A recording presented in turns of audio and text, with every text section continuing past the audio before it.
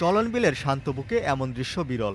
হাজার হাজার পাখির কিচিরমিচির, যেন প্রকৃতি এখানে এসে তার সমস্ত ঐশ্বর্য ঢেলে দিয়েছে। সিরাজগঞ্জের তাড়াশ উপজেলা সদর থেকে দক্ষিণে প্রায় ৩ কিলোমিটার দূরের অলিপুর গ্রাম।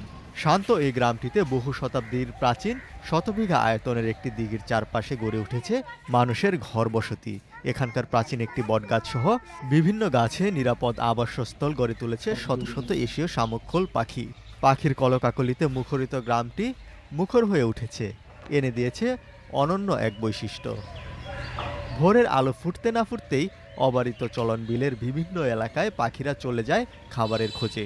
দিনভর খাবার সংগ্রহ শেষে বিকেলে ফিরে আসে দিঘির পাড়ের বটগাছ সহ অন্য গাছগুলোতে, মেতে ওঠে নানা খুনসুটিতে।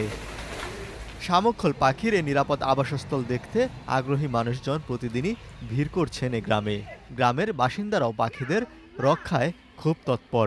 শিকারী বা পর্যটকরা যেন শামুকখোল পাখিকে বিরক্ত না করে তার জন্য তারা পাহারার ব্যবস্থা সহ বিভিন্ন পদক্ষেপ নিয়েছেন। শামুকখোল পাখিরা এক ডাল থেকে অন্য ডালে উড়াউড়ি করছে নিরাপদে, কেউ করছে খুনসুটি। দর্শনার্থীর সাড়া পেলে ঝাঁক বেঁধে উড়াল দিয়ে অন্য ডালে গিয়ে বসছে।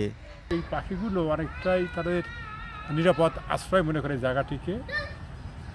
আমি দেশ বিদেশ অনেক জায়গায় ঘুরেছি, এরকম প্রাকৃতিক পরিবেশে এত পাখি কখনো দেখিনি।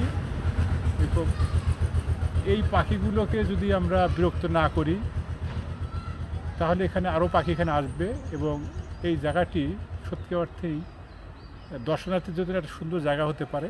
মানুষ প্রাকৃতিক পরিবেশে এসে পাখিকে দেখবে।